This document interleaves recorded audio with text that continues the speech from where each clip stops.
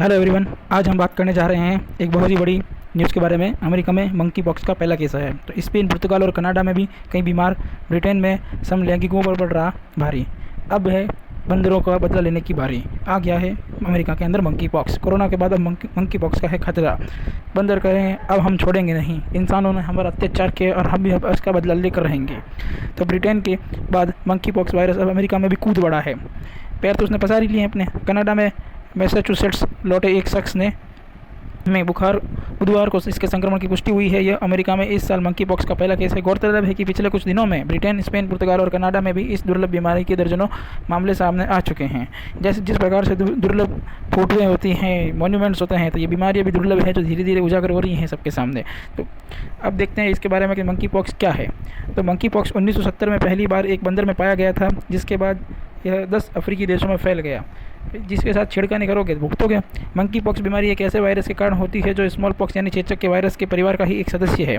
Monkey pox 1970 में पहली बार एक बंदर में पाया गया था, जिसके बाद यह 10 अफ्रीकी देशों में फैल गया था। 2003 में पहली बार अमेरिका में इसके मामले सामने आए थे। 2017 में नाइजीरिया में मंकी पॉक्स का सबसे बड़ा आउटब्रेक हुआ था, जिसके 75% मरीज पुरुष थे। ब्रिटेन में इसके मामले पहली बार 2018 में सामने आए। पता नहीं ये मंकियों के साथ क्या करते हैं ताकि इनको जानवरों से बीमारी लग रही है। चीन में कोरोना आया, अब इस प्रकार से मंकी पॉक्स आया। एक्सपर्ट के अनुसार यह बीमारी दुर्लभ जरूर है, लेकिन गंभीर भी साबित हो सकती है। फिलहाल मंकी पॉक्स ज़्यादातर मध्य और पश्चिम अफ्रीकी देशों में के कुछ इलाकों में पाया जाता है। 6 मई को ब्रिटेन में मिला पहला मरीज नाइजीरिया से ही लौटा था। अब ये बीमारी फैलती कैसे है? तो भाई एक्सपर्ट का मानना है कि मंकी पॉक्स संक्रमित व्यक्ति के करीब जाने से फैल जाता है। यह वायरस मरीज के घाव से निकलकर आँख, नाक और मुंह के जरिए शरीर में प्रवेश करता है।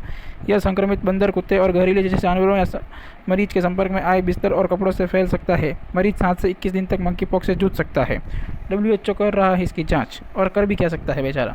स्पेन, पुर्तगाल में 40 तो ब्रिटेन में मंकी पॉक्स के 9 मामले मिलने के बाद विश्व स्वास्थ्य संगठन WHO, जी हाँ, WHO का मुख्यालय कहाँ है ये आपको पता होना चाहिए। कॉम्पिटिटिव एग्जाम के अंदर इसको पूछा जाता है कभी है। और इसके जो अभी वर्तमान में हेड है वह है टेट्रास अधानोम।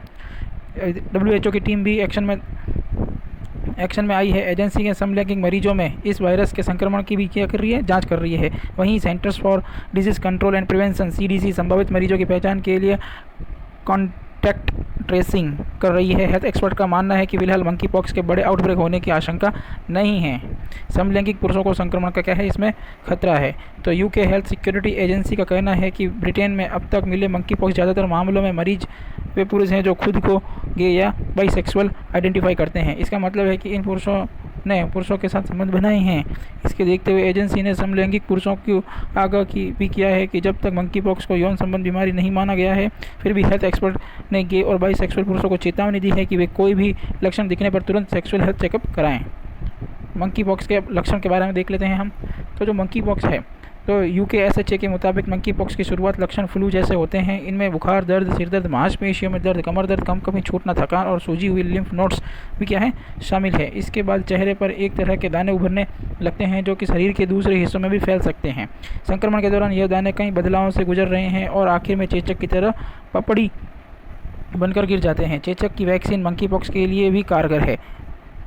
तो CDC के मुताबिक चेचक की वैक्सीन भी मंकी पॉक्स के संक्रमण पर असरदार साबित होती है। इस दुर्लभ बीमारी से बचने के लिए अमेरिका के फूड एंड ड्रग एसोसिएशन ने 2019 में जेनियोस नामक वैक्सीन को मंजूरी दी थी।